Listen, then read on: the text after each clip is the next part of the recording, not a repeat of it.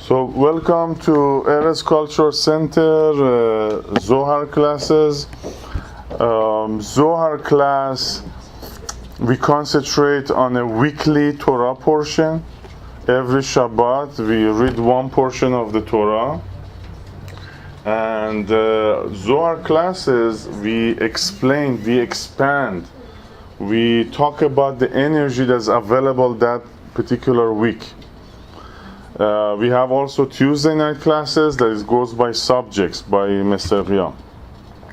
This Torah portion is, the name is Beha'alotcha, in meaning of to rise, to elevate, to become more pure.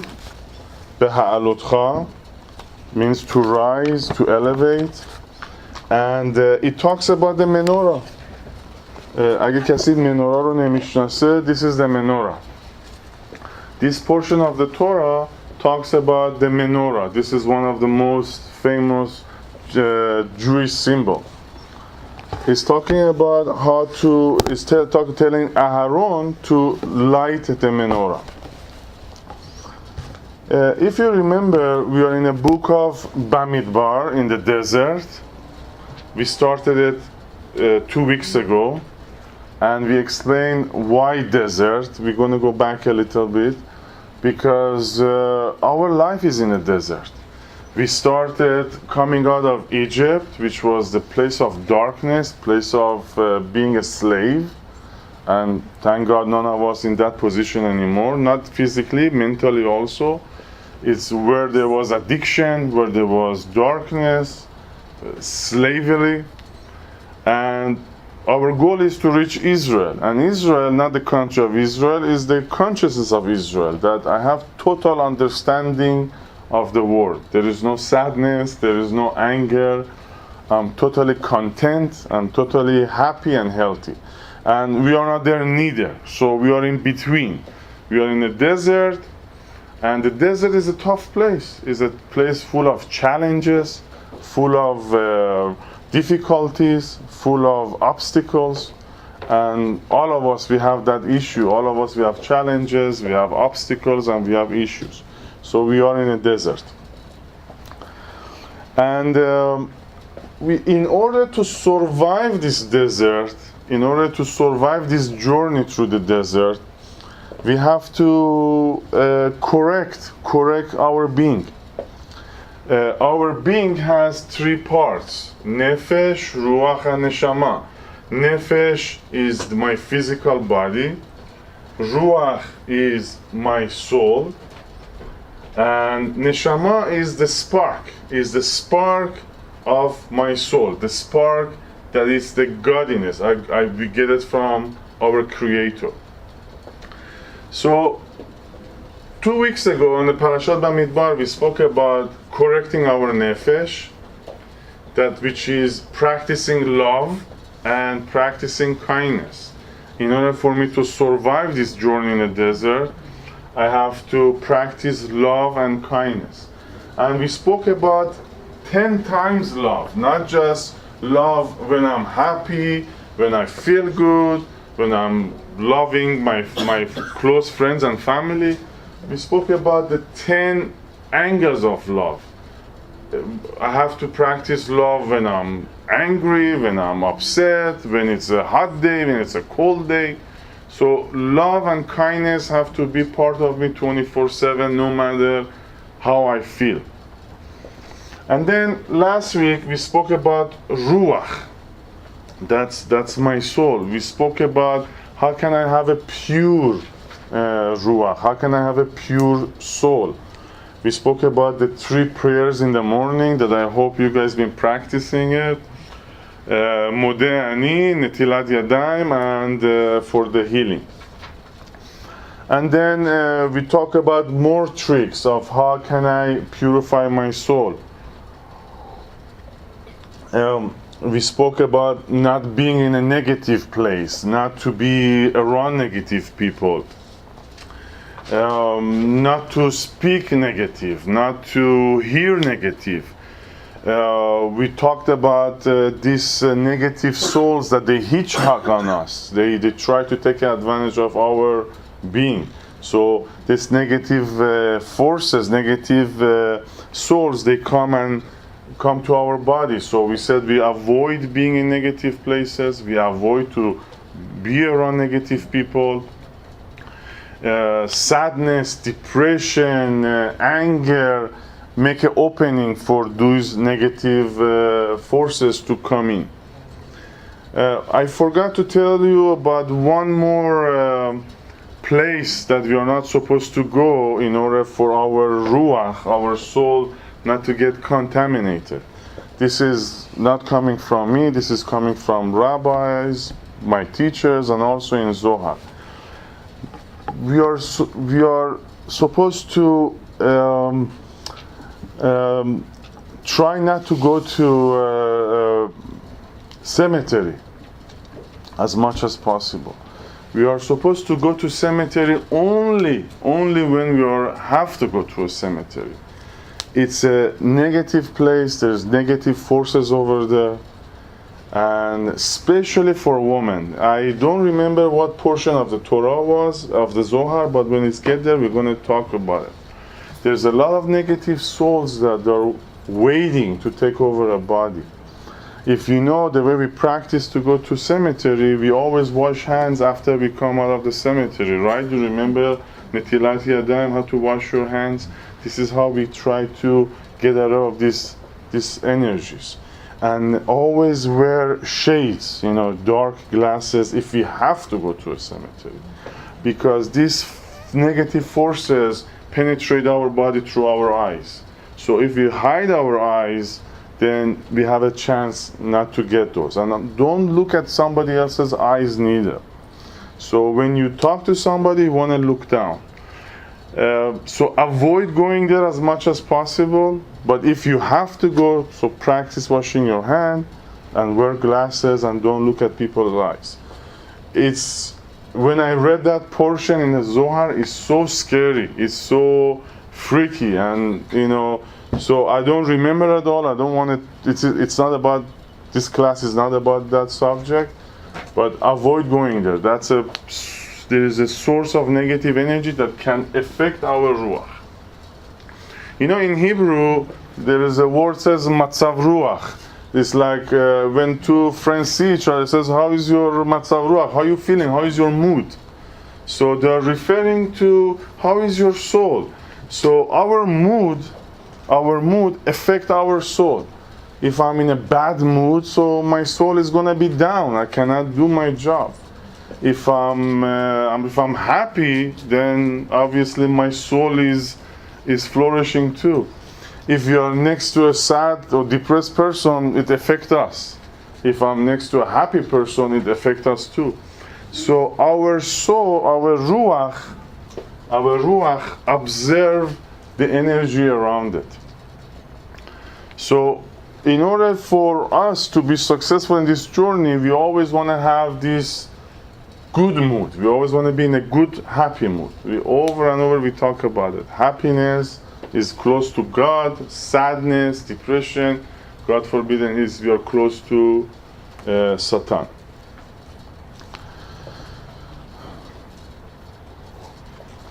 Now we come to this week. So 2 weeks ago we learned how to correct the nefesh. Last week we learned how to correct the ruach. This week we learn how to correct, how to have a good neshama. Neshama, it doesn't belong to us. We don't have that part of the soul neshama. We have to earn it. We have to bring it down. We have to make it come to us. We don't born with the neshama. We have to earn it. Neshama is part of the original soul, part of the original creator, is part of the God. And by me earning it, by me attracting it, I can have more and more of neshama. I can never own it, I can never have it. It's just a gift. Again, I have to earn it. So this parasha is talking about that part of the soul, the neshama, and right away the Torah talks about this menorah. And the Zohar explained to us that the menorah is the neshama in a physical world. In order for us to understand it better, there is a good example. It says, you have the best computer in the world. You have the most powerful computer in the world with the biggest memory, biggest RAM. That's the nefesh, that's the physical part of it. And the ruach is the software. You can have the best software in the world in this computer. But if you don't have electricity, neither the computer or the software is going to work. So we connect the computer to the electricity to make the whole thing work. So our body is the nefesh and our ruach is the software. And we need that electricity, we need that spark, we need that fire to make us go further, to be successful in life. And the Torah explained to us that fire, that energy, that electricity we need, we get it through this menorah. We shouldn't get confused between the menorah and the Chanukiah. The Chanukiah has 9 arms. The menorah has 7 arms. And the menorah, it's the correct way. It has the anabekoach in it. It has the 72 names around it. It has the Yud Hey Vav Hey. It has flowers on it. So it's totally Kabbalah. It has all the tools, all the techniques of Kabbalah engraved on the menorah. Have you guys seen the menorah in کوتل؟ کسی آخرین بار که رفتین یروشالیم کوتل دیدین منورای طلایی که توی کوتل هست؟ روبروش یکم بالاتره، چند تا پله میخوره میره بالا.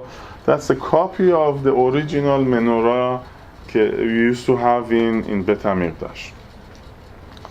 So how this menorah can affect our neshama to be better? چه قسمتی؟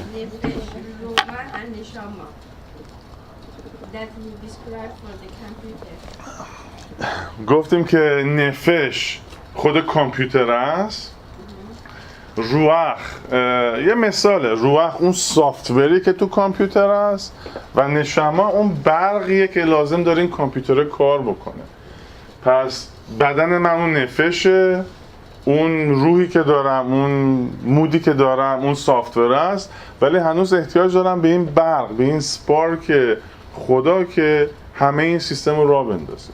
نشما ما باش به دنیا نمیایم و هیچ وقت مال ما نیست، باید ارنش بکنیم. We have to بهمون برسه. So how do we get this neshama? How do we earn this spark? How can I be able to have this neshama? So the whole this portion, the whole portion of Torah goes through many stories, many scenarios to explain to us how we can have this neshama. First of all, it says again happiness. Happiness, I repeat it over and over and over. The key to be successful in life, the key to be elevated, the key to be successful in life, to be healthy in life is happiness. The Leviim, the job of the Leviim in Bet HaMikdash was singers. The Leviim, they used to sing in Bet HaMikdash.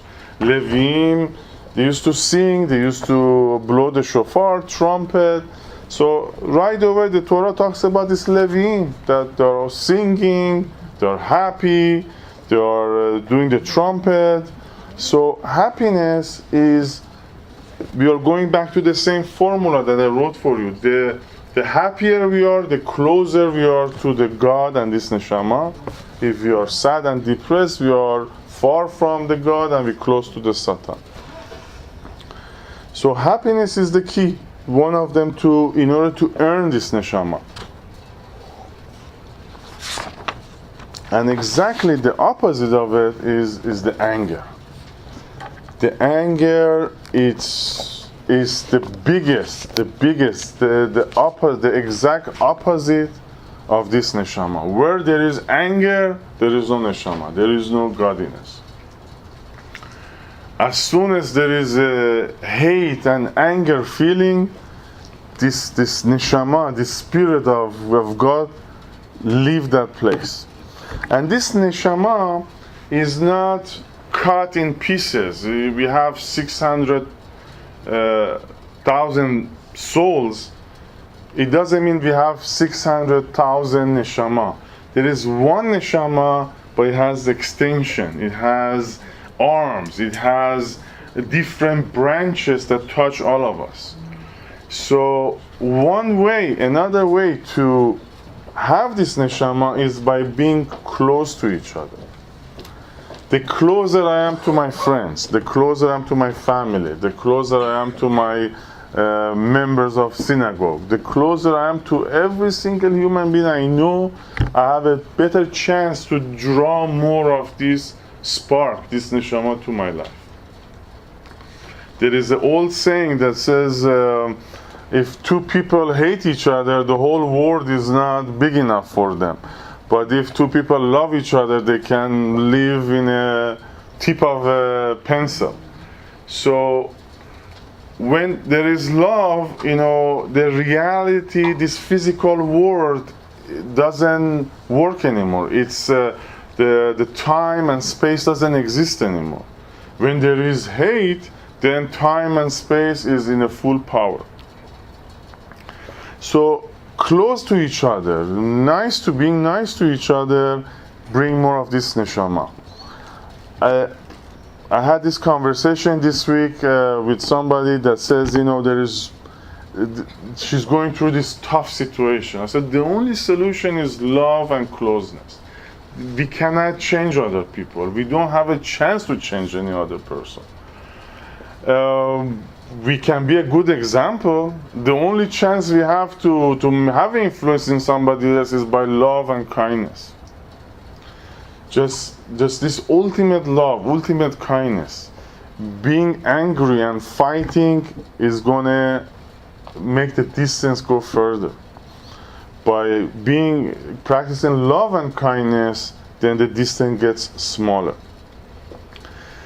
Zohar explained to us the best way to tap into this neshama, the best way to draw this neshama, at this ultimate anger that I have. We all get angry. None of us, we reach that point that we are angry free. The Zohar explained to us that when I get to the point that I'm really, really angry, I have this steam coming out of my ears, I have this lightness coming out of my eyes, right away, before I explode, I have to practice kindness, chesed. If I'm able to inject kindness at the moment of my anger, this is where I make an opening for the neshama to come in. We explained that Tiferet, which is the best Sephirah, Yaakov Avinu, this is the center, is a combination of chesed and judgment. It's the same formula again. When I get to the point that I want to judge, if I inject chesed in it, so I create this new entity called Tiferet. Tiferet is Yaakov Avinu. We are Bnei Yaakov, we are Bnei Israel. So next time around, if you get angry, inject chesed right away. There was a good example, we talk about it in Kabbalah classes. One day I come home, I love this, I have this painting, very expensive painting. I see my kid took a pencil or marker and start drawing on this painting. Obviously my nature, the animalistic part of me right away want to punish and get angry on this child. But if I learn to inject chesed right away to that anger and try to educate him, try to talk to him, trying to make an opening for getting close to each other and understand each other, with love solve this problem, then I'm making the opening for this neshama, for this powerful spark to be part of my life. So again, if we inject kindness, mercy, love into anger, this is where we are bringing that spark of God to myself, to my body. بفهم. یه کسی کار میکنه مثلا حالا بگذاریم از فرند کامل خود آدم تو مثلا یه کار میکنه یه سال 2 سال خسته میشه میبینه اصلا چی جواب نمیده چیکار کنه آدم. ما تو کبالا خسته شدن و ریتایرمنت نداریم، نه اصلا. نه هر کاری که مثلا من میکنم اون رو اپوزیتشون میکنه. خب من چون که there is a possibility که اون حرفی که میزنین خودتون پرکتیسش نمیکنه. If you practice، اگه شما پرکتیس بکنین صحبتی که میکنین، واقعا آدم ببینین اگه یه معلم یه درس رو میده بعد فردا تو خیابون ببینیش که درست داره برعکس اون درس رفتار میکنه، دیگه اون تراسته از بین میره. ما هممون موقع درس دادن we are wonderful، ولی پرکتیس کردن هممون ایشو داریم. چرا اسم این ویزدوم هست کبالا؟ کبالا یعنی گرفتن تو ریسیو. چرا؟ چون این ریسیو کردن آسونه، همه میتونن ریسیو بکنن، همه ما میتونیم این ویزدوم رو ریسیو بکنیم، ولی پرکتیس کردنش کار همه نیست. کسی که ظرفشو نداره نمیتونه بگیره. این تو کبالا نیست. اگه من به شما کایند هستم ظرفشو نداری نمیتونی بگیری. فکر میکنه یه آدم ایدیته، این بره خودشو وقتش خودشو تلف میکنه، هر کاری که میکنه اون کارو خودشو میکنه تا رو بدتر هم میکنه. میگه که این که خب من خوبه دیگه، اینم خواهرمه. خب من I never gonna lose her, so she's gonna, I'm gonna have her forever my lifetime. So هر کارش خاص میکنه دیگه، اینجوری میشه. تو کبالا گفته بعد ظرفشو داشته باشی که بگیری. من یه نفر هست که بهش درس انگلیسی دارم میدم، من با خیلی سعی کردم تو کلاسم، یه کلاسایی میرم که انگلیسی بلد نیستن، دارم کمکشون میکنم نمیگیرن، ولی یه زنی رو میت کردم که یه زنی بود که مثل شکل فیتال پوزیشن بود، الان داره مثل برد میشه. خدا رو شکر واندرفول. بذارین یه مثال بهتون بزنم الان تو مایندم اومد. ابراهام میدونین که ابراهام یه چادر داشت، در چادرش همیشه باز بود، همیشه مهمونا ولکامشون، همیشه مهمونا رو ولکام میکرد. بعد یه روزی یه نفر میاد توی چادر ابراهام دعوتش میکنه، میگه بفرما شام، ولی به شرطی که شام بخوری بذار من یکم راجع به خدا باهات حرف بزنم. میگه نه من اصلا حوصله این حرفا رو ندارم، من غذامو میخورم و میرم. میگه اوکی غذا تو بخور. غذاش تموم میشه، ابراهام میگه حالا شب کجا میخوای بری؟ بیا بخواب اینجا، یکم راجع به اسپریچوالیتی حرف بزنیم، راجع به تورا حرف بزنیم. میگه نه من راجع به تورا با من حرف نزن. میگه اوکی برو بخواب. بعد صبح بلند میشه برای صبحونه میچینه، میگه بیا حالا راجع به تورا اسپریچوالیتی حرف بزنیم. میگه نه اصلا راجع به تورا با من حرف نزن، نمیخوام حرف بزنم. بعد یه نفر به ابراهام میاد میگه که ببین این اصلا آدمی نیست که تو باغ بیا، گیو اپ، ولش کن، بذار بره به کار زندگیش برسه. ابراهام برمیگرده بهش میگه ببین این آقای 40 سالشه، خدا 40 سال اینو ولش نکرده، حالا بعد از یه شب من اینو ولش بکنم؟ Have patience. We are in a month of Gemini. This is the month of patience. هممون الان میدونم هممون داغ کردیم، هممون انگری هستیم، از خیلی مسائل به اینجامون رسیده. بهتون گفتم Gemini is month of patience. Patient. And also, if I may, Please, sure. You are doing kindness for yourself. You are not. It doesn't matter if somebody gets it or doesn't get it. You are just doing it from your side. You are doing it to receive the what? The spark of God, right? Thank you very much. You have the nefesh, you have the wisdom of Torah, but you need the spark of neshama. By sharing it, we are getting it right now. By sharing it, we're getting the spark of. The next thing that we can get the spark of God, the spark of neshama, is by sharing. I was just talking about it. During the Bet HaMikdash, all the Am Yisrael used to 3 times a year used to go to Bet HaMikdash, receive the healing from the Kohen HaGadol, and receive blessing from the Levim, And there is a word in the Torah, if you come this Shabbat, pay attention to it, netunim, netuni. It's like giving, giving. And it's also the word of matana, kado. تو تورا میگه که این لویما تو صف وای میسادن به همه برخا میدادن، blessing میدادن. So we don't have the Bet HaMikdash, we don't get the blessing from the Kohanim. We do Kohanim, we get Levim, we don't get. So he says the only way to compensate for it is to share, to give gifts. Levim used to give us gifts. So in order for me to keep receiving this gift of Neshama, I have to give a gift. And we are not talking only about materialistic gifts, like she said, by helping others, by teaching others. We have many members in our synagogue that they take sick people to the hospital. To me, smiling is act of sharing, is act of giving. If somebody smiled to me early in the morning, wow, I'm most likely I'm gonna have a good day. But only if I see sad faces, I'm not gonna have a very happy day. So smiling is the best sharing act.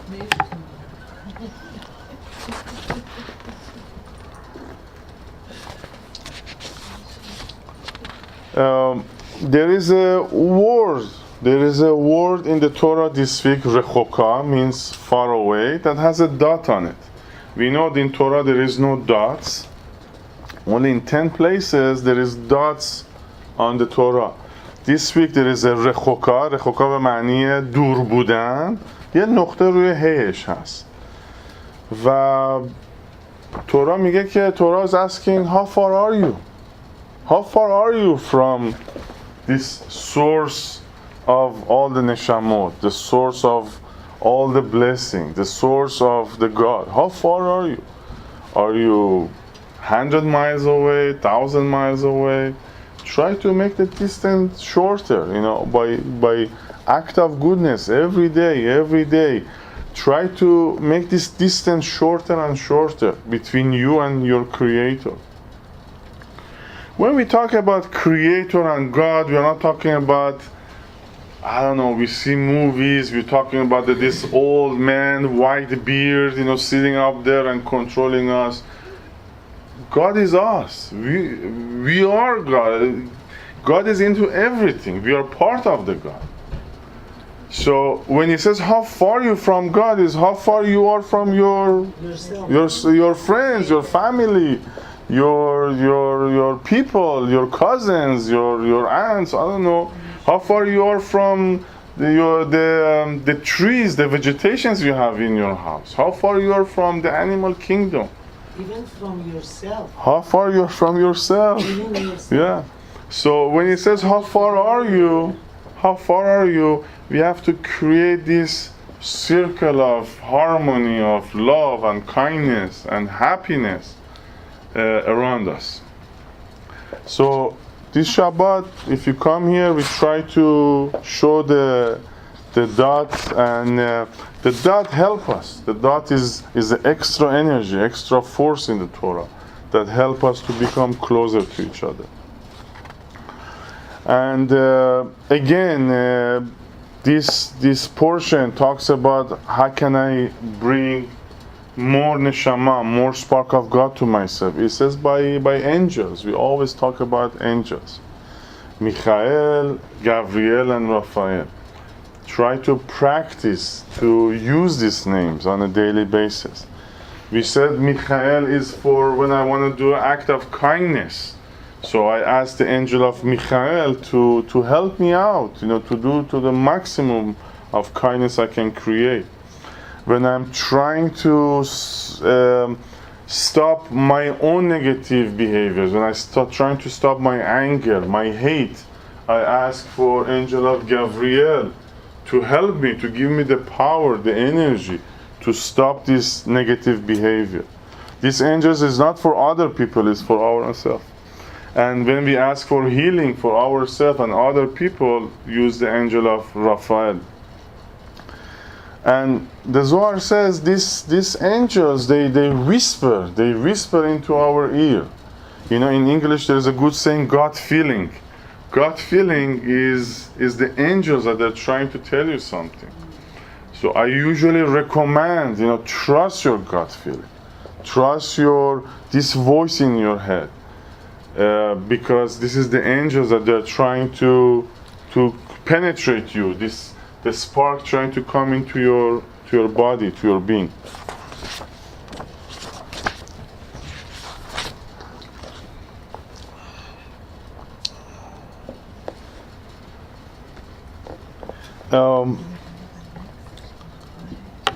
This portion talks about the eyes, the way we look at things.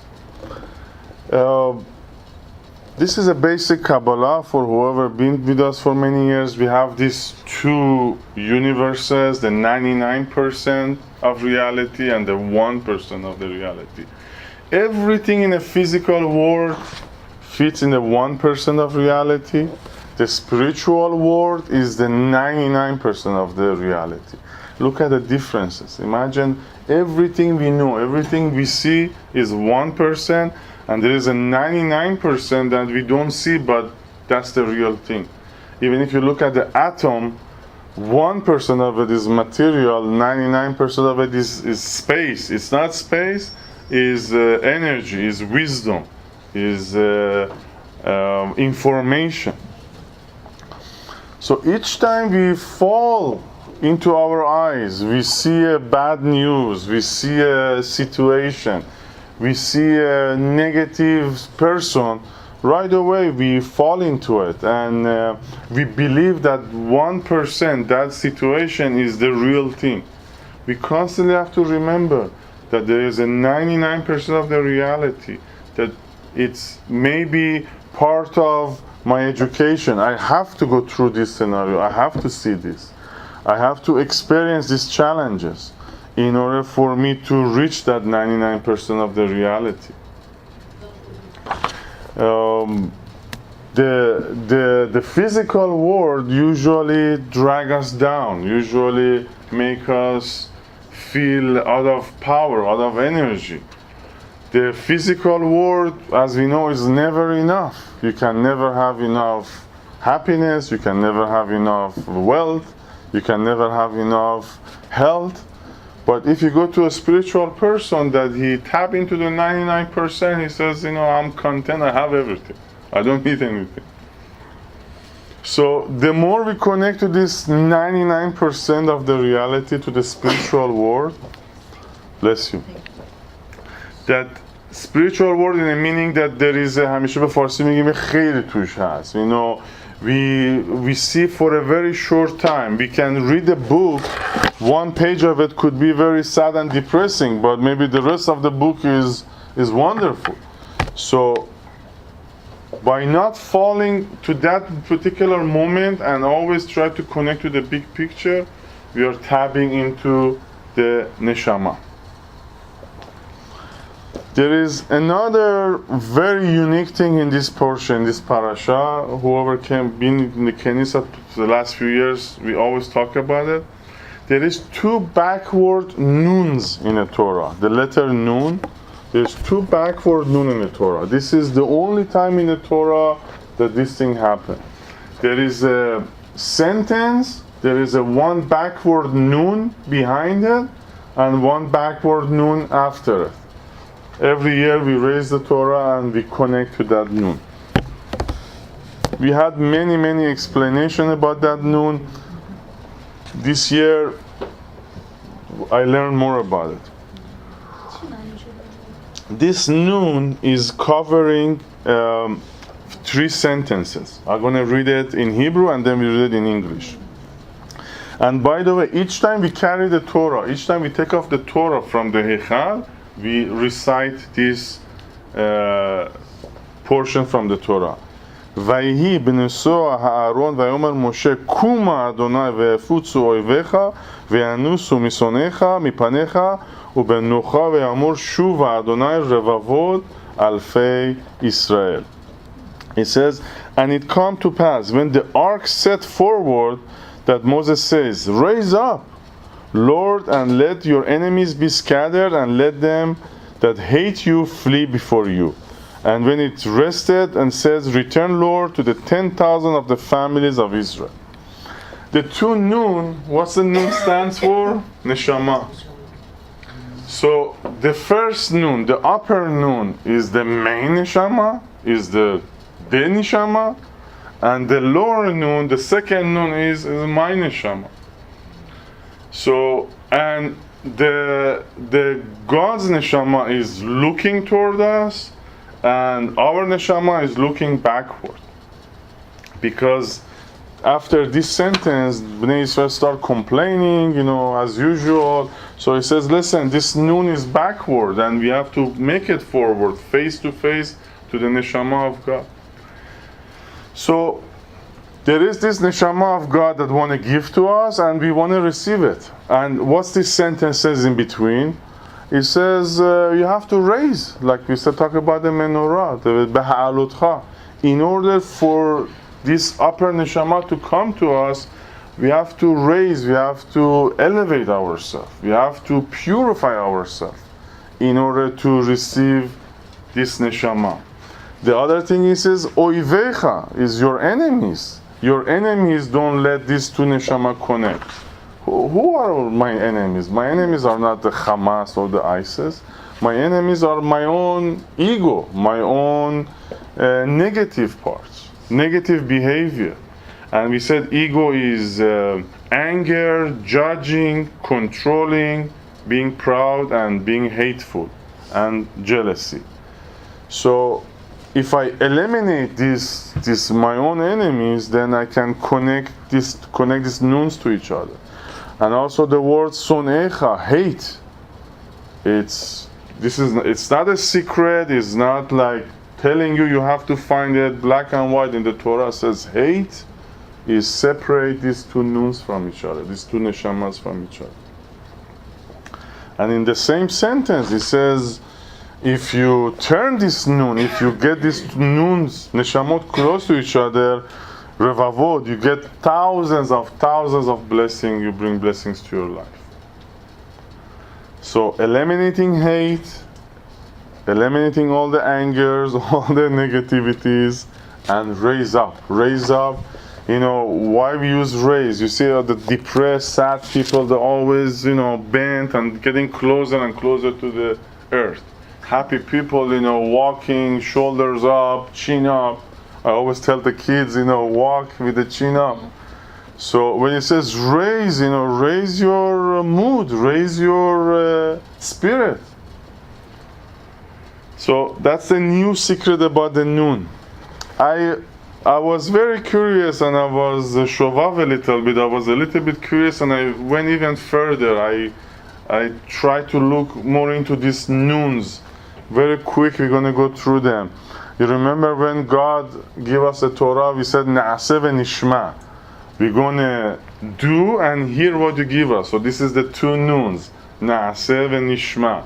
So again, he reminds us, don't forget you promised. We promise. It's not like some other people promise in the desert. We promise that we're going to listen and do all the rules of the Torah. The other one is Nigla and Nistar. Nigla means hidden, the hidden secrets. Nistar comes from Esther, hidden, not revealed. It says, look for what's not revealed in the Torah. When we talk about the 99%, the 1% of the Torah is the stories. Abraham came, Isaac left, Bnei Israel complaining. The Zohar says, Oi, for whoever fall into these stories. These stories is not the Torah. The secrets behind it, the 99% of the wisdom behind it is the real Torah. So we always have to look for what's hidden, the secret in the Torah. The other secret about the noons is we recite this sentence when we take off the Torah. It says, the Zohar says, when you are in the class on Shabbat, we all says, I love Torah and I follow the Kabbalah, I follow the rules, but when we are on the road, we are at our business or regular life, we forget about the Torah. It says, take this wisdom with you on the road. Have it all the time with you. In Shema Yisrael, it says, when you are sitting, when you are sleeping, when you are walking, use this wisdom. And he says the noon, the numerical value of noon is 50, and we all know there is a 50 gates of understanding in Bina. That's for, we had some classes about it. And the other secret about this noon is to turn the desert. We are going through the desert. We are through this journey of desert. Turn the desert to Gan Eden, and noon with the end, to paradise. We are obligated to make this life, this journey into paradise. We are not supposed to stay in sadness. We are not supposed to stay in anger. There is no situation in the world justifies anger, depression, sadness. In Judaism, the worst possible thing can happen to anybody, God forbid, after 120 is death, leaving this physical world. In Judaism, we don't have sadness. We don't have mourning. We don't have that.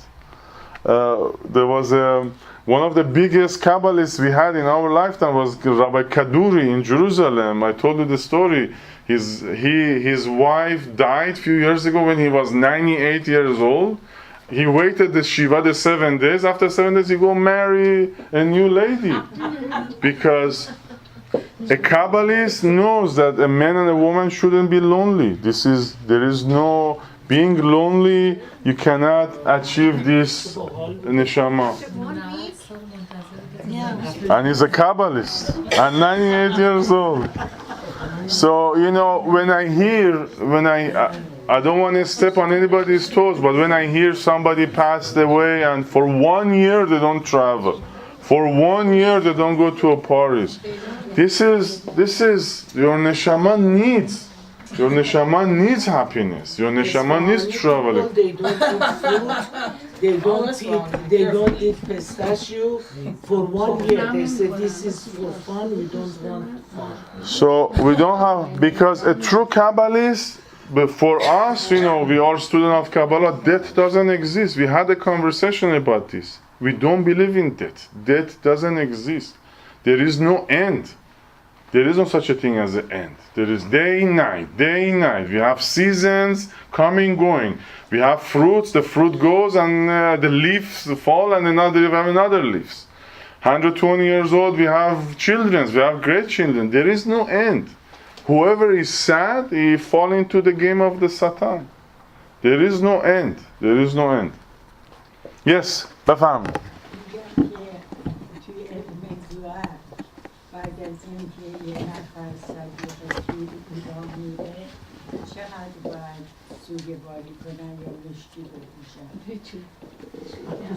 ما مشکی نداریم مشکی که نداریم، کلمه سوگواری هم ما نداریم. یه شیوا داریم. That's it. ببینین نمیخوام جوابتون رو بدم چون که ببین ما یه رسم و رسومی داریم. ما هم از یه میدلیست اومدیم، از یه کشوری اومدیم که خیلی این دینای دیگه رو ما اثر گذاشتن. ببینید قانون نداره. من من ربای نیستم که مثلا بگم 10 روز یا 20 روز یه هفته.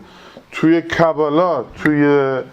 کبالا ما سوگواری نداریم. میدونم که خیلی سخته، خیلی آسونه یه حرف گفتنش، ولی انجامش خیلی سخته.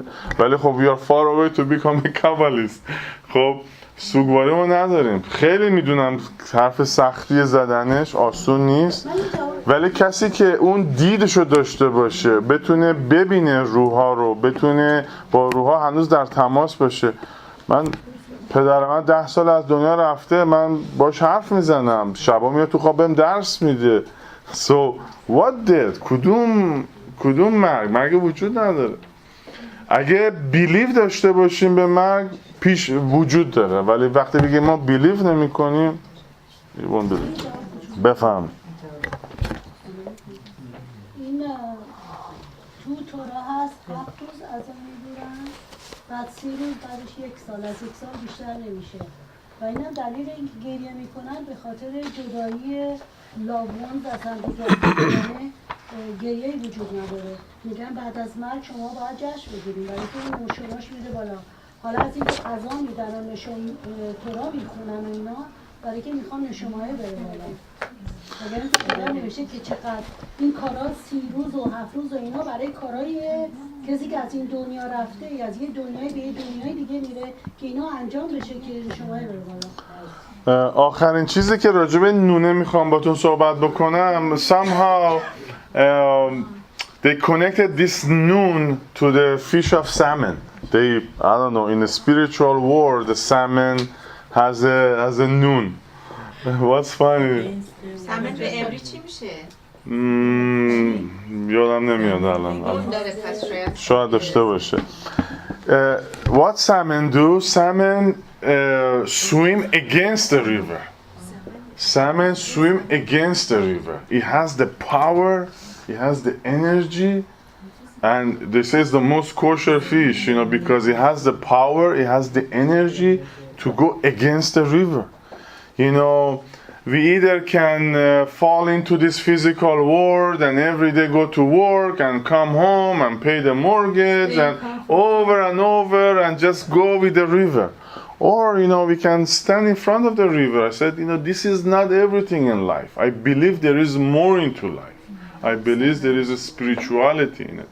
I believe there is more love and more passion into it. So, just following everybody's and right away the Torah talk about this Erev Rav, these non-Jews that came out of the Israel, not Israelites, that they complain all the time.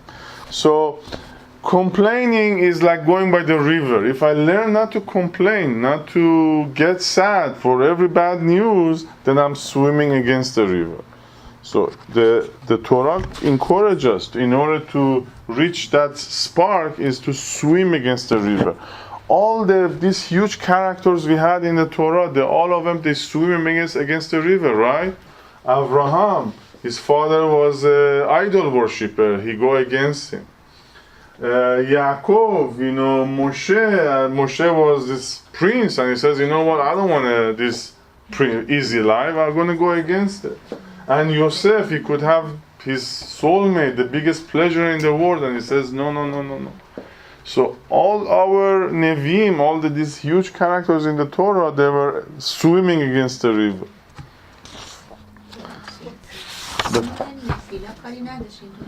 اون مال سالهای پیش بود. خدا رو شکر we are going more advanced. We are getting every year we get advanced. This is exactly the noon of Nefila that we have to turn it around. ببینید من یه چیزی راجع به خودم بگم. من یه چیز تازه یاد نگیرم نمیتونم بیام تو کلاس. حرف سال پیش من نمیتونم بزنم. من دست جمنای پارت اف. اگه من حرف پارسال رو بزنم یعنی هیچی اچیو نکردم. پس constantly we have to go further. نفیلا of course, you know, we connected to this noon. چی داره میگه؟ میگه که ببین اون نون بالای نشمای بالای منتظرت تو این پایینی. اگه نفیلا داشته باشی obviously این دوتا به هم نمیچسبه. پس go against your نفیلا, against your falling to connect بکنی. So we are looking at it and we are supposed to see it facing each other. حالا this Shabbat Bezrat Hashem we raise the Torah, we're gonna see them facing each other. بفهمه. Sometimes before something happens to you or make a decision, the message comes to you, however, by phone or somehow. Angels. Yeah. Fresh. But you don't pay attention. You know, maybe you think about it. Why did you hear this? And you pass. And after that, when then happened something and you were not, for instance, successful, or you didn't get that result, you said, okay, it came to me, why I didn't understand. And you know, why this happened. Few minutes ago I said trust your gut feeling. Trust this voice in your ears. This is only for you. When I'm watching TV, it's playing for millions of people. Of course, there's messages in TV for me too. But this message is only for you. So pay attention to it. Don't listen to the negative, maybe because sometimes, like I said, some negative forces join us. If it's a negative message, don't listen to it. You know, listen to the positive positive messages, because the negative side, if we fallen, if you are down, if you are negative, we're going to hear negative messages too. We don't listen to those, only to the positive one. And right after these 2 noons, this Bnei Israel in the desert, they start this complaint. I'm sorry. It's okay, don't worry. This is...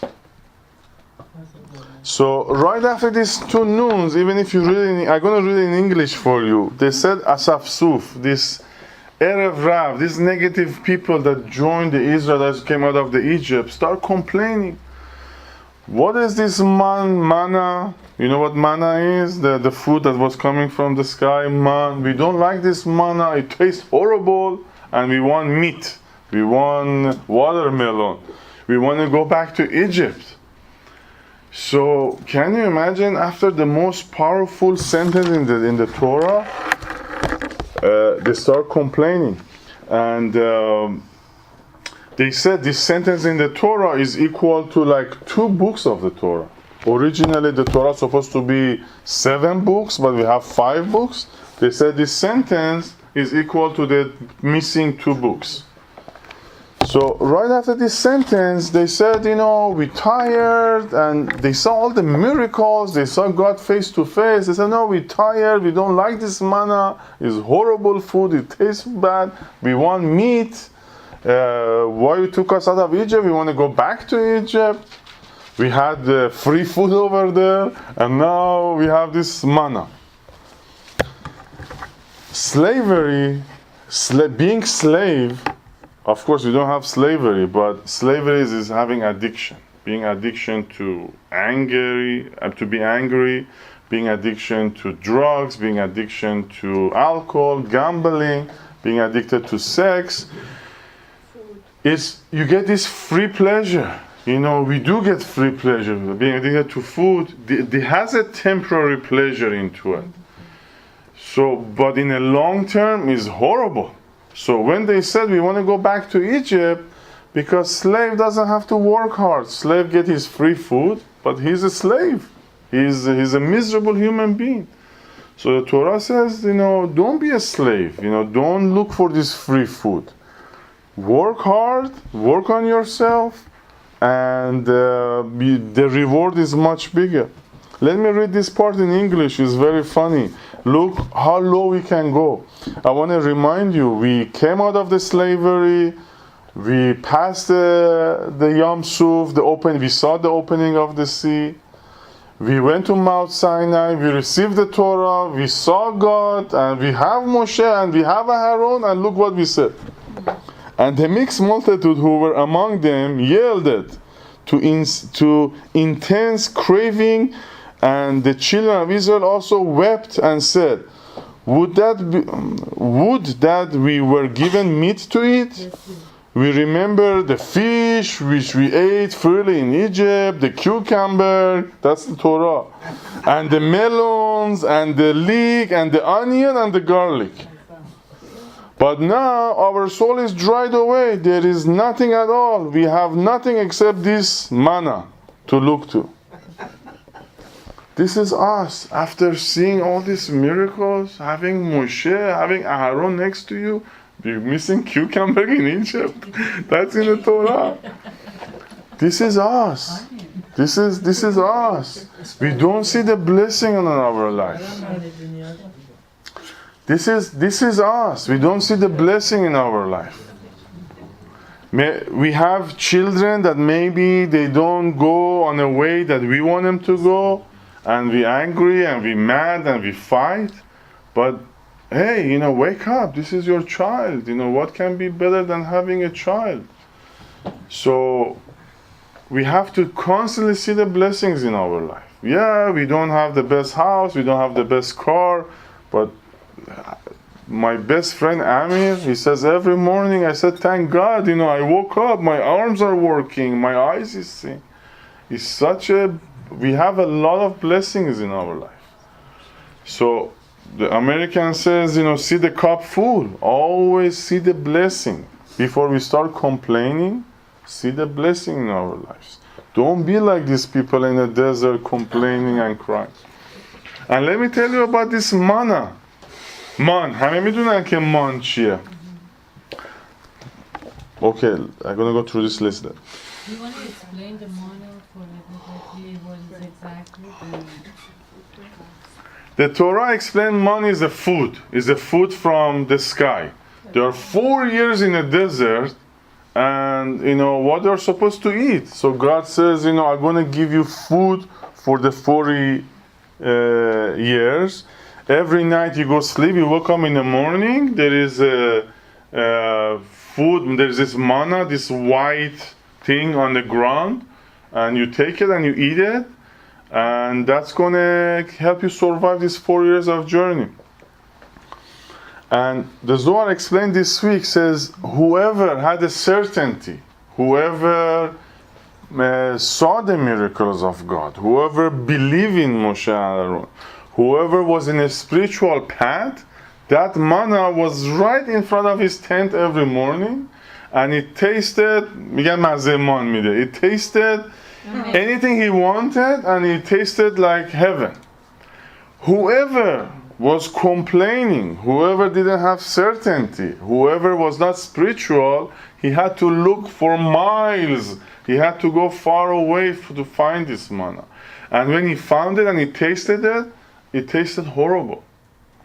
So the manna that this guy ate and this guy ate is exactly the same thing. What makes it different is the vessel, is the soul of the person.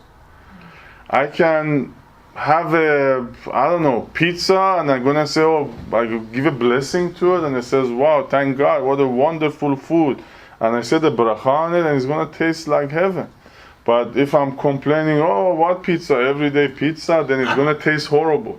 It's the same pizza, but my consciousness is gonna make it taste good or bad. So our life is wonderful, our blessings are wonderful. Is our vessel can make it good or bad. What was the question? If you take extra. Yeah, the other secret about the manna. So the manna is the food in the desert, but in our life, do you see the manna in your life? Do you see that God every morning give you your health, give you your parnasa, give you your family, give you your blessings? So it's not talking about the desert and the story, it's about us. It's our children, our health, our kenisa, our friend, everything we own, that's the manna. So if we appreciate what we have, it's going to taste wonderful. But if we're constantly complaining and not appreciating what we have, it's going to look horrible. My kids always make fun of our cars. Your car is horrible, your car is old, but hey, I love my car. This is, doing the job. So it's our consciousness makes the reality. And the other secret about the manna, God said in the Torah, on that portion, not in this portion, says, take enough for that day. It says Sunday, Monday, Tuesday, Wednesday, Thursday, I'm going to give you enough, as much as you need for your own family. On Friday, I'm going to give you double portion for Friday and Shabbat. Don't take anymore. Don't bother to take anymore. If you are 4 people in your family and you take 5 cups, the 5th one going to turn into worms, going to turn into a disease, going to turn into badness. In our life, we're always greedy. We always want more and more and more and more. I mean, honestly, how much I can possibly use in one day or 1 month or 1 year? Nothing against rich people that buy a Ferrari for their own 18 years old and he crashed his car and he hurt himself. So that money for that Ferrari is a blessing or is a curse? So you take as much as you need and be content and happy about it. I heard something about manna a few years ago. Okay. I'm sorry, let me disconnect this CD. We did one.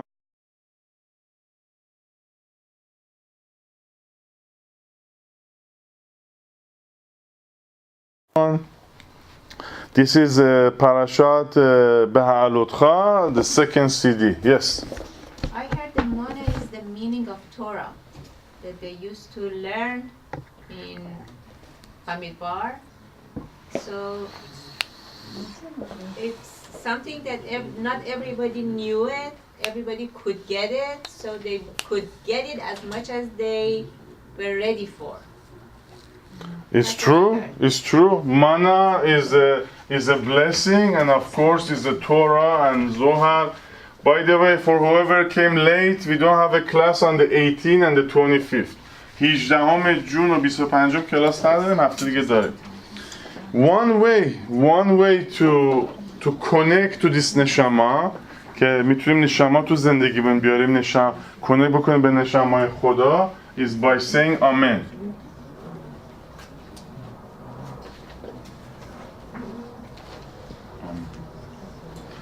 روزی چند بار ما باید آمن بگیم؟ You remember? 100 تا. We have to say 100 times a day amen. And they said saying the amen is more important than the blessing. I repeat, saying the amen is more important than the blessing. If somebody says, I don't want to say now, shakol, so if you say the amen is more important than saying the blessing. What is aleph? Aleph is made of a yud, upper yud. This is a neshama of God. And a lower yud. That's my neshama. So aleph is connecting the upper neshama with the lower neshama. So aleph is the uniter. Is a uniter between me and my God. And what word left? Man. So each time I say amen, I'm bringing the blessing of man to my life. And saying the amen not in a robotic way, not in a religious way, amen, amen, amen is not going to do it. But I say amen when I totally believe in that blessing. When I believe that when I say the blessing on this drink, I'm elevating the soul of the drink. I'm uniting the souls.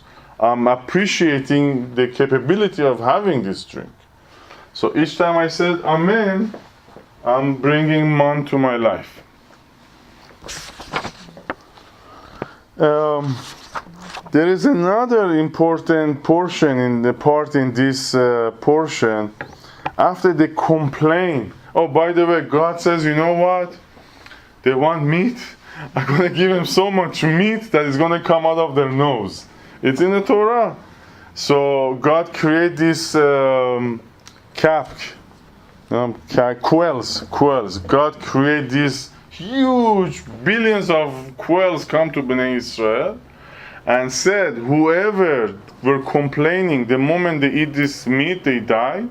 And whoever was a believer, whoever was a spiritual and not complaining, he tasted the meat. So after these complaints, this is a new lesson to me. Moshe go to God and says, you know what? I'm done. I had it enough from these people. It's in the Torah. I'm not making it up. And it's not a Zohar. It's right in the Torah. It was about time. He says, I had enough of these people. I don't want this job anymore. I don't want to do this anymore. And do me a favor. He says, kill me. Moshe tells the God, I don't want to lead these people. I don't want to be with these people. I don't want to deal with them, and kill me. That's right here in the Torah. You know, if we're gonna hear it on Shabbat, I didn't mark it to read it for you guys. And now we are coming to the power of speech. You remember we said why Moshe didn't make it to Israel? This is why. Not because he hit the stone, not because any other reasons. It came out of his mouth. I said, I don't want to deal with these people. I don't want to lead these people. I want to separate myself from these people. And he says, kill me. So the other time that Moshe went to God and says, take my name out of your book, he says, if God got angry on the people, he says, I'm going to destroy these people. And Moshe go defending the people. He says, if you're going to kill these people, take my name out of your book. So since he was fighting for other people and it was not his personal issue, it was not all of his selfishness, so he got punishment of not being in one portion of the Torah. But this time around, he says, I don't want to have nothing have to do with these people and kill me. So Moshe, the Zohar says, Moshe didn't make it to Israel. Of course, this is one of the reasons. He didn't make it to the Israel, and he stopped being their leader because Yeshua and two other people, right away God created the Sanhedrin, that's like 70 people that they lead the Israelites. So as soon as Moshe said, I don't want to deal with these people, 70 people came and Yeshua came. So the power of mouth, be careful what you say. Don't, we Middle East people, we have a lot of bad sayings. I keep telling my family, stop saying these words. I don't know, قربونت بشم, این, اون, don't say these words. Don't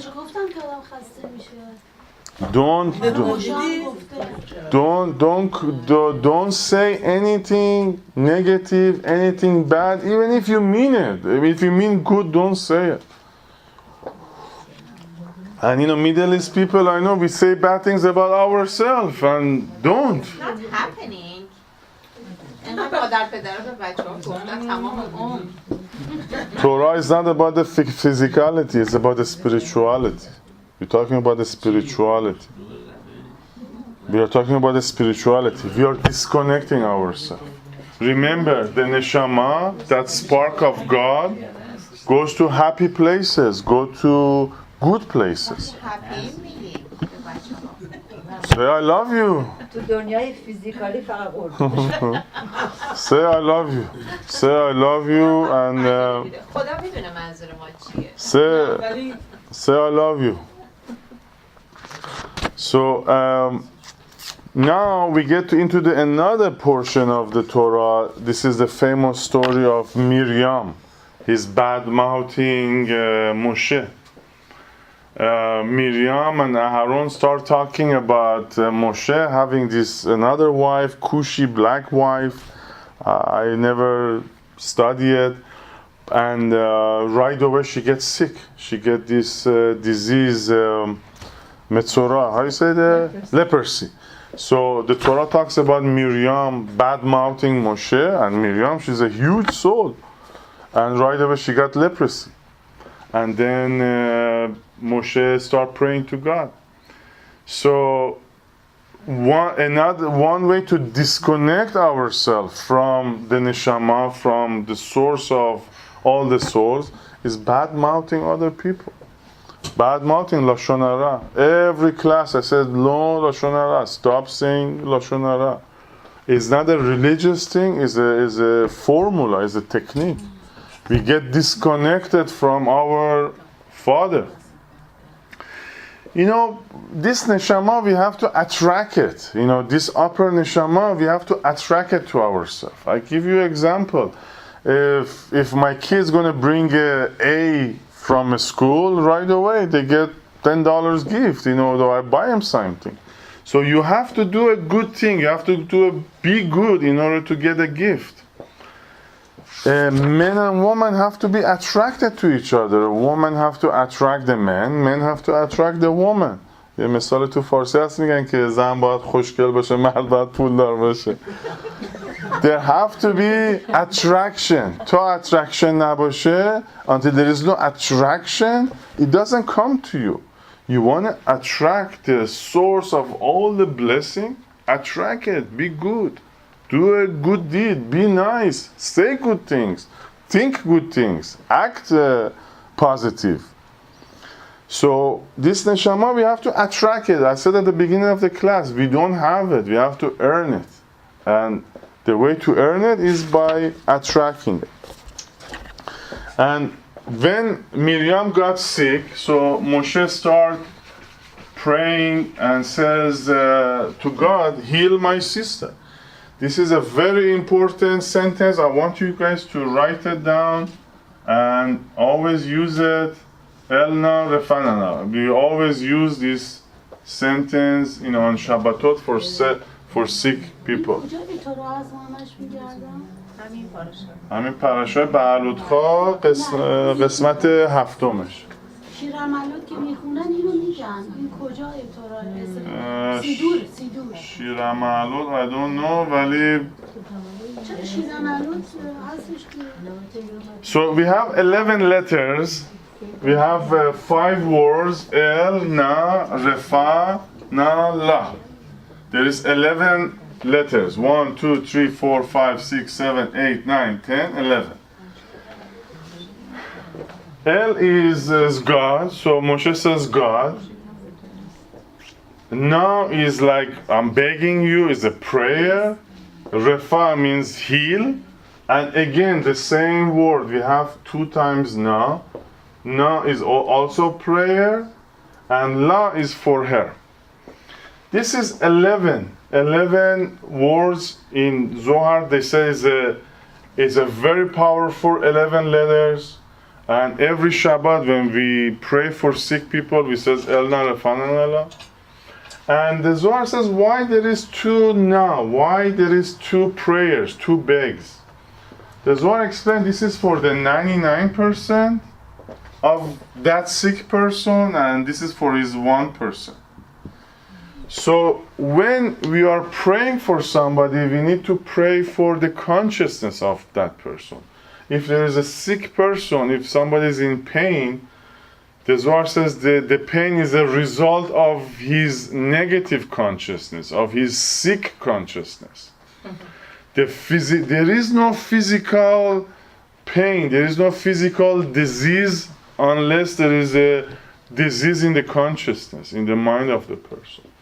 So when we're praying for somebody sick, we want to put the 99% of the prayer toward his consciousness, his mind, his sick mind, to make his mind heal, and 1% for his body. We constantly see a sick body, broken arm, broken hand, and we concentrate on that hand. A healed mind, a healthy mind can overcome any physical issues. I highly recommend that you practice and keep this sentence and use it. La is for her. Yes. And then what happens when Moshe tells God, I'm sick and tired of this nation? And he's like taking a back step. Those 70 old elderly, the Sanhedrin, and 2 guys, Eldad and Marad, and Yeshua become in charge. Moshe keep going with them, but we know eventually Moshe won't make it to Israel. Yeah, but at this point, when he tells God that I'm sick and tired of these people, then he steps back and let other people lead? He gets God, I remember I read it, he said he didn't like what he heard, and that's why he bring these people to ease up on him. And then we know that he doesn't make it to Israel and he doesn't keep them. But this is only one angle of looking at it for the purpose of this class. What else can connect us? I'm going to go fast through the list. There is 3 portions I want to read from Zohar, very important. What else connects us to this neshama? Torah. When you come on Shabbat to Kenisa, how do you feel? How is your neshama feels? We are, by the way, there is flowers on this candle of the menorah. He says you have to blossom, constantly we have to blossom. So one source of connection to the Torah, to the neshama, is the Torah. I have this special zuchut that I see your faces on Shabbat when we raise the Torah. Your neshama is wow, your faces are light up. You guys look so good, feel so good, especially the woman. So the source of the Torah, the source of the good neshama is constantly connecting to the Torah. On Shabbatot, on Mondays, on Thursdays, and the Torah lessons. Ana bekoach. From the first day I met Nader, he told me Ana bekoach till today. I call him, how you doing? Did you say Ana bekoach? So every Shabbat, the first thing we do is Ana bekoach. Ana bekoach connect us to the neshama. Amen. We talk about the eagle. Remember last week class, we said There is a lion, and there is a bull, and there is an eagle. So eagle flies all over the mountains. So we always have to be elevated, flying. Don't make accidents, like my good friend Amir all the time says. He says in the physical world, you constantly have accidents. You bump into each other. When you are in the spiritual world, you don't bump as much to each other. And nature is a good lesson, is a good teacher for us. What causes rain? What does it take for rain to pour? We know the rain is the source of all the blessings in the world. So a water have to evaporate, it become a cloud, and with some lightning, then there is a rain. So in order for the water to evaporate, it have to change its nature. Water is done in the physical world, but when it evaporates, it's raised up. So in order for me to have rain in my life, I have to change. I have to change myself. I have to elevate myself. So the water evaporates and then come back as a blessing. If I want rain in my life, change yourself. Change your ways. Become lighter. Become more spiritual. Shabbat is a wonderful source to connect to the neshama. A good Shabbat, I'm not talking about the religious way, Shabbat without judging, Shabbat without anger, Shabbat without depression. When I see you guys in Shabbat, I say smile, smile, smile. I keep saying smile. Don't come to Shabbat, with a sad face. You want this neshama, you want electricity to your computer, so come to the Kenisa, Shabbat. All the problems, all the troubles of the world can wait for Sunday. Shabbat, you connect to the Torah, you don't judge. Poor Nader keeps saying quiet, Shabbat Shalom, listen to the Torah. He's not trying to control you, he's trying to save your neshama. He wants your neshama to get fit. So Shabbat is a good place to, if we do it correctly, we can receive a good neshama. There is a very famous saying for Shabbat. We say Oneg Shabbat, pleasure of Shabbat. Oneg Shabbat. So Oneg is Ain, Nun, and Gimel. Oneg. Oneg means pleasure. In Shabbat we call it pleasure of Shabbat. It's the same letters of Negiah, touching in Hebrew. So on Shabbat we're getting touched. We're getting touched from this ultimate neshama, the neshama of God. So Negiah and Oneg is the same letter, so we are getting touched. You want to be touched with this Shabbat, or you want to talk with your friends about business and all the everyday stuff. So get touched on Shabbat. And if we all learn how to do the mitzvah. We all put the tefillin, we all do the candle. By the way, the candle on Shabbat for the ladies, that's another connection to the neshama. We all do a lot of good things. We all do a lot of mitzvah. The Zohar warns us, don't make it as a habit. Don't do it as a religious way, like a robot. Each time you light a candle, make it feel like it is the first time you're lighting candle. Do it with fire. Fire of love, fire of joy, fire of passion to get close to this God. If I put a tefillin, not because I have to do it and I have 2 minutes to do it and I have to run. No. Every time we have to be like the first time, with love and passion. You cook a challah, do it like with the best love that you can possibly do. And keep asking why. If you don't understand something, if you don't understand something, there's a disconnection with this neshama. If you ask a question, and we talk about the beginning of the class, when we ask questions, is our neshama, when we get the answer, it gets fed. Asking question and getting answers is the food for our neshama. I'm going to talk about anger one more time, and then we're going to move on to Zohar.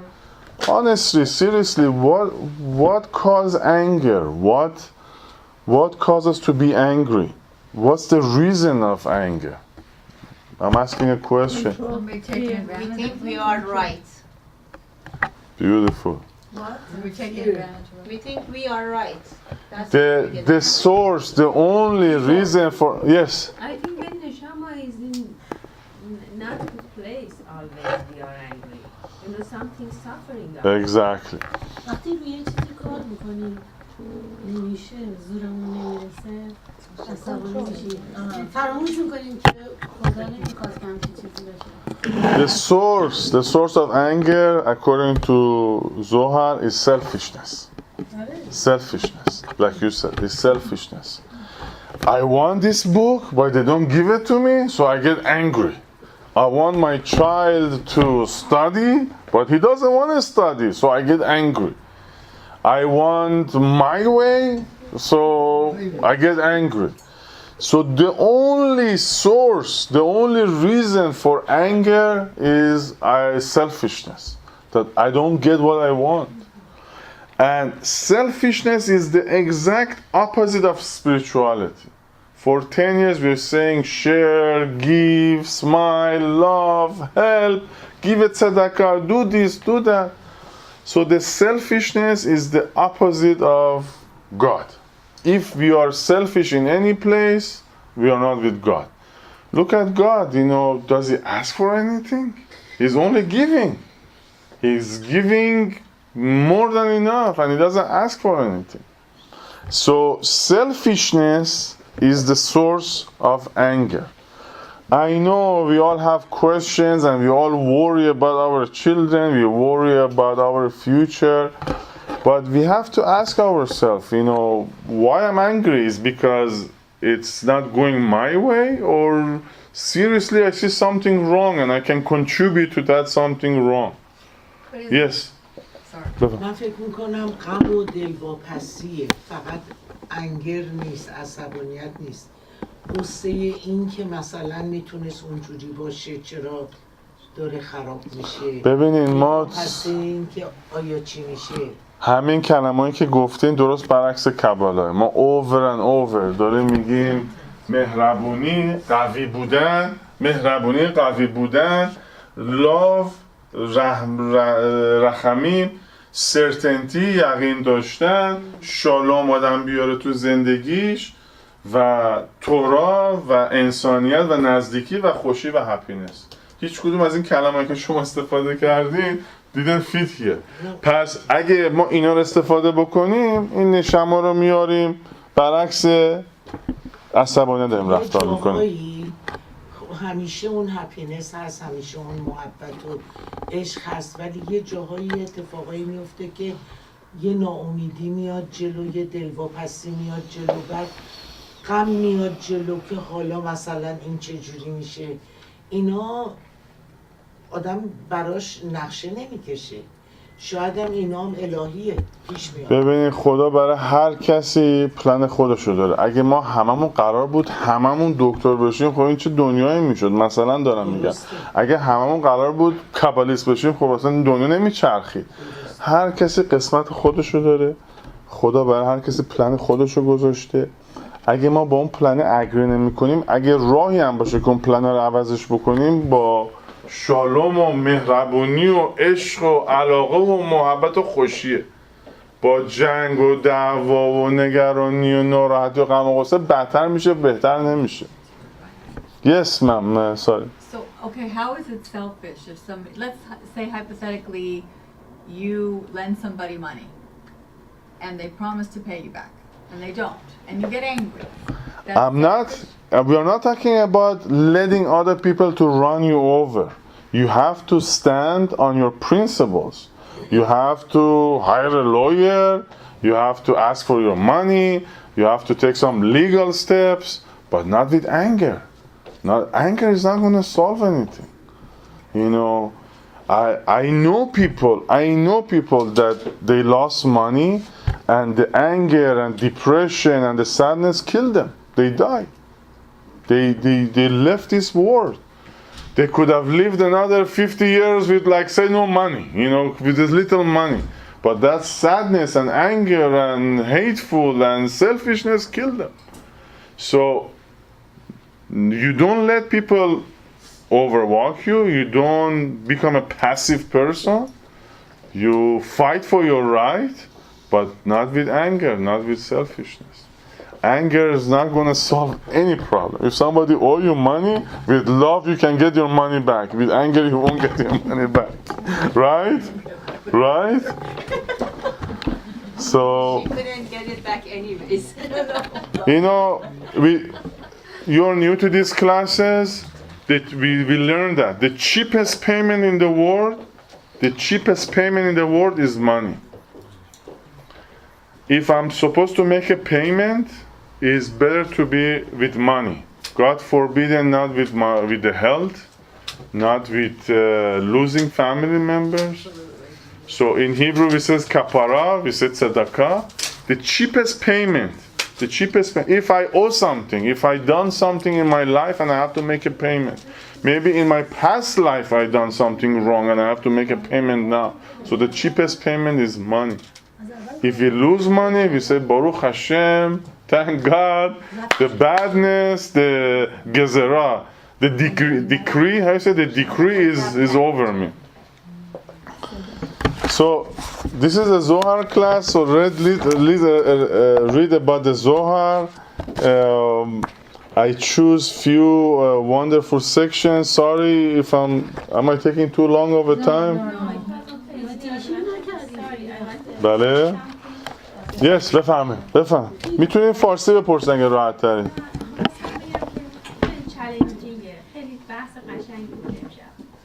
ولی هر کسی من معتقدم در اون برای خودش سختی مسئله چون دنیا در حال حاضر دنیایی که ما زندگی میکنیم اصلا فعل نیست.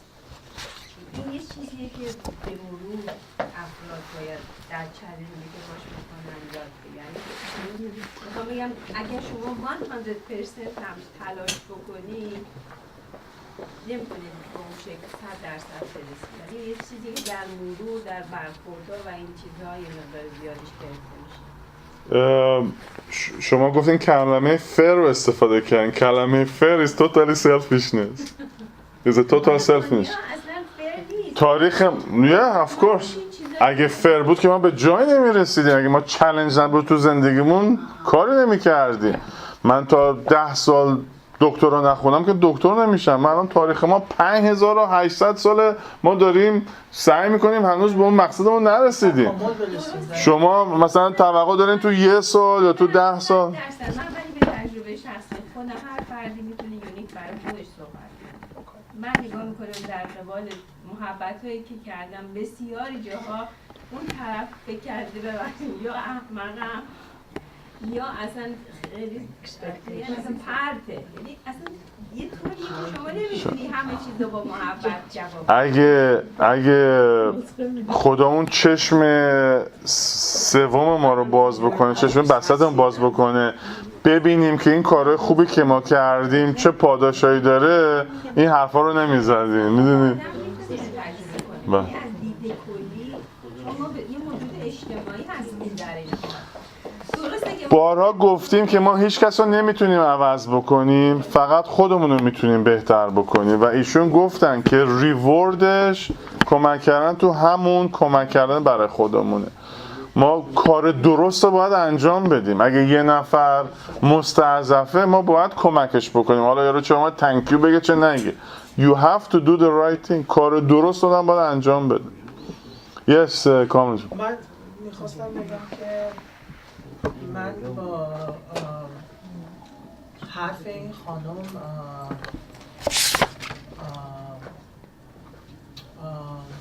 کانشسنس اون خانم رو من همینجا صحبت میکنی؟ و یه زمانی دقیقا پرسپشن هم همینجوری بود، دیدگاه هم به زندگی دقیقا همینجوری بود. اولا ساین من کنسره و من واقعا بدون میکنم که یکی از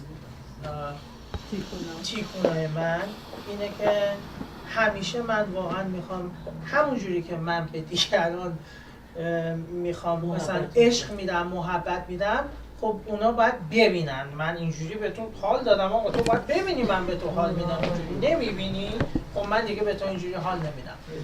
در صورتی که من یاد گرفتم دارم میفهمم از وقتی که اومدم کلاس که خب آقا این کورکشن من باید روی این کار کنم.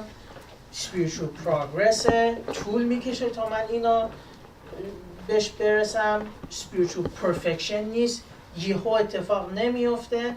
بعدم همه کسایی که توی زندگی من بودن و این کار کردن اونجا بودن که منو به این کانشسنس برسونن و حتی Wonderful. Wow. که منو برسونن. I'm so proud of you.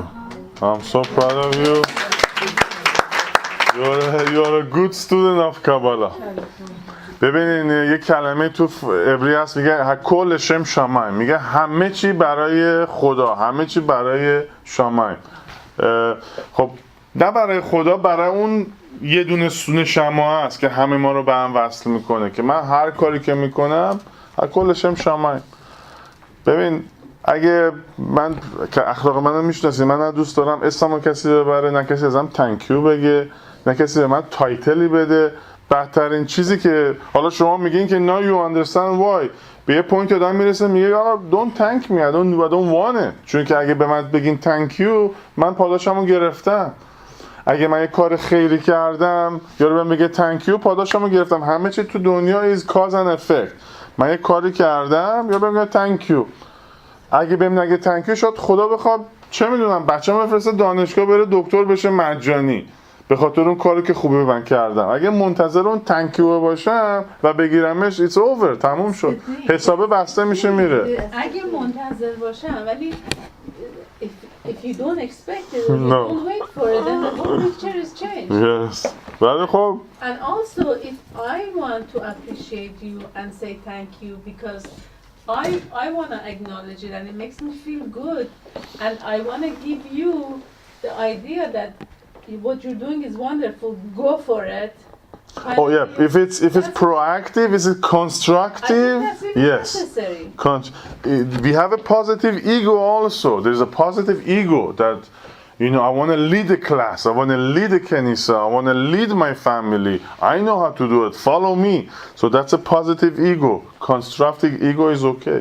If your thank you is constructive, sure. But me personally, I see the thank you in your faces, so I don't need it. Yes. And also, when you do a kindness to someone, this is what I believe, when you do a kindness to someone, if you are expecting them to understand it or say thank you, it means you didn't do the kindness, you just did it for others. For the purpose of the entitlement, for the purpose of that's why you cannot say yeah. that, oh, I did so much good and they didn't say thank you. If you were waiting for it, you didn't do so much good, you did it for other reasons. Wonderful. So one more way to connect to Neshama, to bring Neshama to our life, is reading from the Zohar. That's why we read from the Zohar. Whoever is new in the Zohar classes, this is a spiritual writing by a spiritual rabbi 2,000 years ago. It's the reincarnation of Moshe. Moshe wrote the Torah and he came back in Rabbi Shimon Bar Yochai and he wrote the Zohar. It's like expanding the Torah for us. It's elevating our soul. By the way, we talk about proof for the Torah. You remember about the animals? We talk about the animals, that how old our Torah is. Zohar, they wrote Zohar 2,000 years ago. And the Zohar talks about the noon, the backward noon. So this is another proof that how old our Torah is. If the Zohar knew that there is a backward noon in the Torah, that means 2,000 years ago our Torah was identical to today's Torah. So please sit comfortable, undo your legs, undo your hand, try to connect, try to listen to this vibration of the Zohar. That's how our neshama gets fed. I'm going to read it in English also so we understand what we are reading.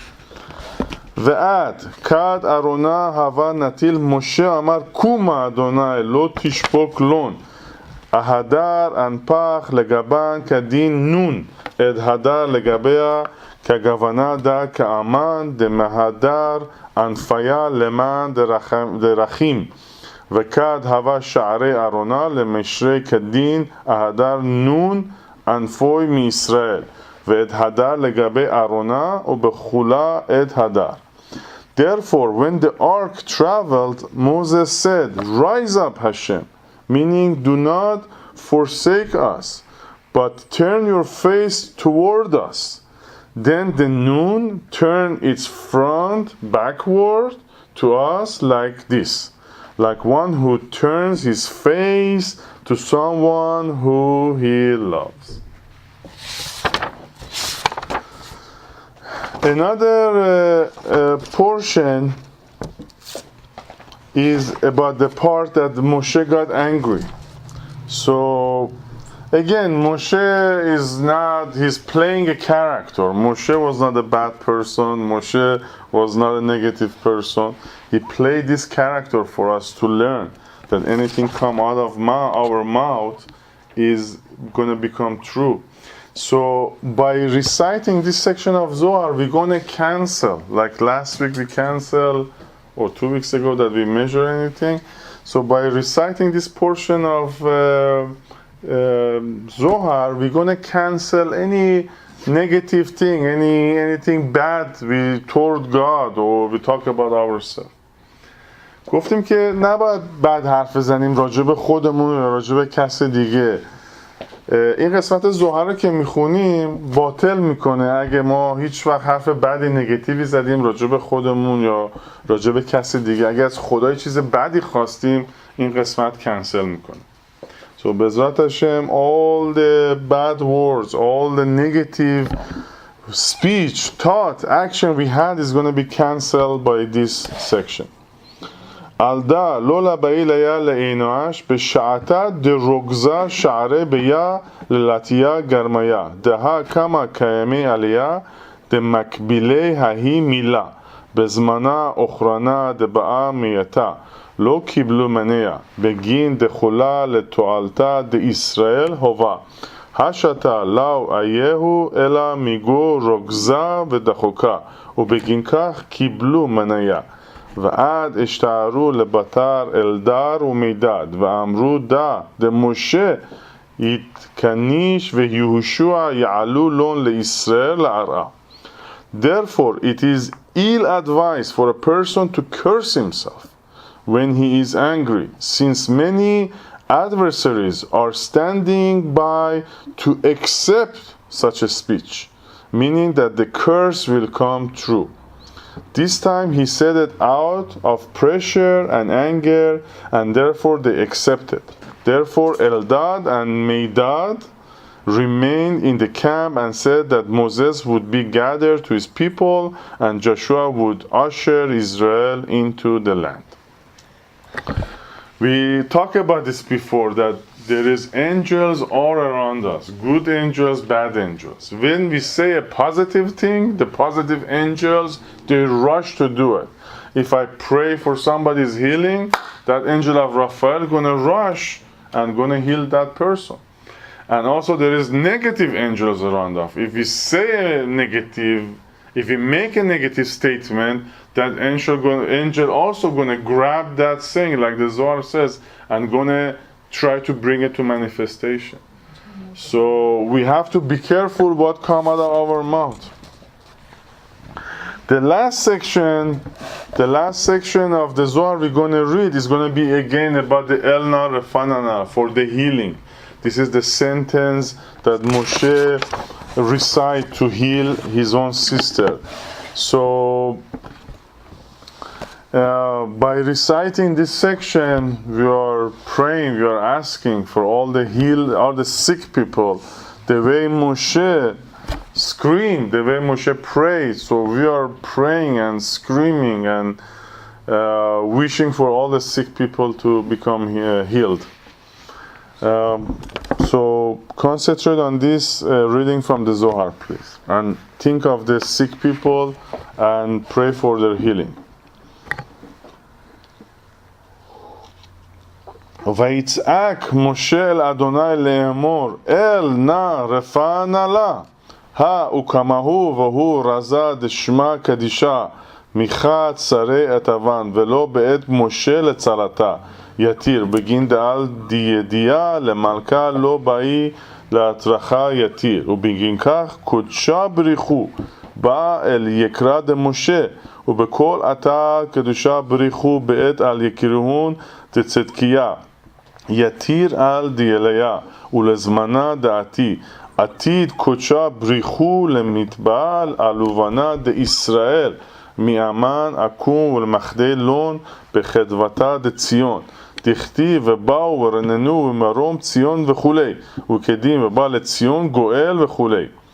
And Moshe cried to Hashem saying, heal her now, El, I pray you. This has already been explained. This is the secret meaning of the holy name of the 11 letters, meaning the 11 letters that are in the words, heal her now, El, I pray you. Moses did not wish to pray further because he did not wish to encumber the king too much with his own family. That is why the Holy One, blessed be He, delighted in the glory of Moshe. The Holy One, blessed be He, always preferred the honor of the righteous to his own. So, what we read, Moshe, he knew if he's going to say it twice, so God have to heal her. So he said only once. In Shabbat we say 2 times, sometimes 3 times. So Moshe said only once because it was his own sister. He didn't want to bother God with his own private affairs because he was the leader of the nation. Then he says, God heal my sister. He says once. And God healed her, even he said once, because he appreciated his humility, his furutani, his humbleness, that he didn't ask for God for his personal affairs. So again, to summarize the class, we learn how to connect to this one neshama, which is God's neshama, how we can bring this blessing to our life by practicing. We said the Torah and Abakoach, saying the Amen, being positive, being happy, having certainty, and not to get angry. Each time, remember, please, each time we get angry, we are totally disconnected from anything good in life. Yes? Yes,